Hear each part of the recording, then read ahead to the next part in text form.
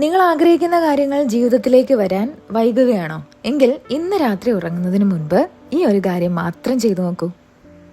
സാധാരണ നമ്മൾ വിഷ്വലൈസ് ചെയ്യുമ്പോൾ ആഗ്രഹിക്കുന്ന കാര്യം കിട്ടുന്നതായി വെറുതെ സങ്കല്പിക്കാറാണ് പതിവ്. ഉദാഹരണത്തിന് ഒരു പുതിയ വീടോ അല്ലെങ്കിൽ കാറോ ഒക്കെ. എന്നാൽ ഇനി മുതൽ ആ രീതി ഒന്ന് മാറ്റാം.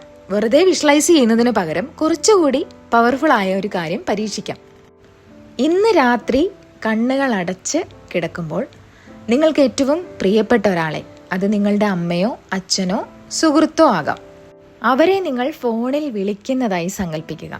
എന്നിട്ട് സന്തോഷം കൊണ്ട് വിറയ്ക്കുന്ന ശബ്ദത്തോടെ അവരോട് പറയുക, അമ്മേ അല്ലെങ്കിൽ അച്ഛാ, ഞാൻ ആഗ്രഹിച്ച ആ കാര്യം ഒടുവിൽ എനിക്ക് കിട്ടി കേട്ടോ.